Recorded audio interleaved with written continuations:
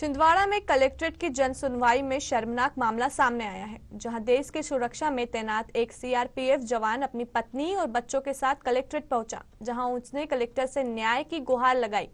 जवान ने अपनी आपबीती में बताया कि तिनका तिनका जोड़कर उसने अपना आशियाना बनाने के लिए जमीन खरीदी थी, जहां दबंगों की दबंगाई के चलते उसे उसके प्लॉट पर कब्जा नहीं दिया जा रहा है।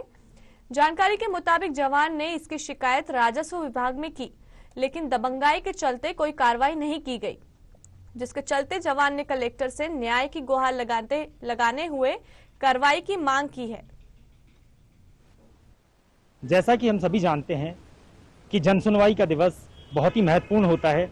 आज छिंदवाड़ा कलेक्ट्रेट में एक बड़ा ही अनोखा केस आया है। जी हाँ, मैं बात कर रहा हूँ, एक हमारे साथ जवान खड़े हैं जो भारत की बड़ी सुरक्षा व्यवस्था में तैनात है, सीआरपीएफ में। कश्मीर अनंतनाग में अपने आप को पोस्टेड बता रहे हैं। इनका कहना है कि पाई जोड़कर इन्होंने अपने मकान का आशियाना बनाने के लिए, अपना एक घरौंदा बनाने के लिए शहर से लगा हुआ एक छोटा सा प्लॉट खरीदा था, जिस पर दबंगों ने कब्जा कर लिया है। आज ये आदमी 20 दिन की सीमित मात्रा की छुट्टी लेकर के अपने परिवार को समय देने आया था, मगर चूंकि दबंगों के द्वारा इनके प्लॉट पर कब्जा कर लिया गया है और इन्हें कब्जा नहीं दिया जा रहा है। यहाँ तक कि शासकीय अधिकारी भी जब इन्हें कब्जा दिलाने के लिए वहां पर पहुंचते हैं तो दबंगों के हाथ उन्हें मुंह की खानी पड़ती है और बेरंग लौटना पड़ता है। इन्हीं की आप बीती हम इन्हीं से जानते हैं बात करके कि क्या कुछ इनका कहना है इस पूरे मुद्दे पर। जी, अपना नाम बताएं।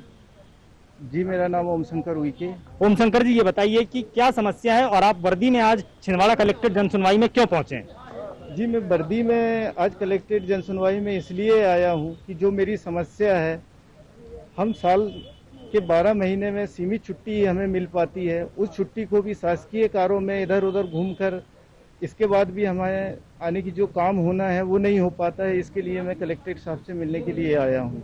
मेरी समस्या यह है कि मुझे 24/8 का प्लाट साबूलाल के द्वारा रजिस्ट्री करा दी गई, जिसका पैसा दिनेश रघुवंशी और महेश युनाती ने चेक के माध्यम से लेकर मुझे गुमराह किया जा रहा है या क्या किया जा रहा है। रजिस्ट्री है, पावती है, खसरा नकल सब कुछ है, लेकिन मुझे उस जगह पर कब्जा नहीं दिया जा रहा है। आप आज कलेक्ट्रेट यूनिफॉर्म में आए हैं, क्या उद्देश्य आपका? शासन से क्या जताना चाहते हैं, शासन को क्या बताना चाहते हैं? मेरा वर्दी पहन के आने का उद्देश्य यही है सर कि मुझे मेरे द्वारा जो रकम जोड़कर मैंने जो जमीन लिया है उस पर मुझे कब्जा दिया जाए। मैं 1 साल से परेशान हूँ सर। 2020 की रजिस्ट्री है, आज देंगे कल देंगे, इस तरीका से उनकी बातों में टाला मटोली कर मैं परेशान हो चुका हूँ।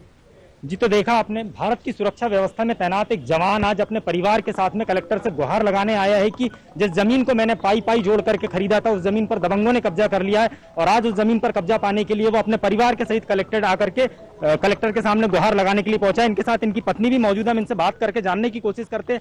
मैडम, ये बताइए क्या समस्या है? कलेक्टर आखिर आज आप अपने पति के साथ इस वर्दी में क्यों पहुंची? सर, हमारी समस्या ये प्लाट नहीं मिल रहा हमें, हमारी जगह नहीं मिल रही हमको। हम 1 साल से परेशान हैं।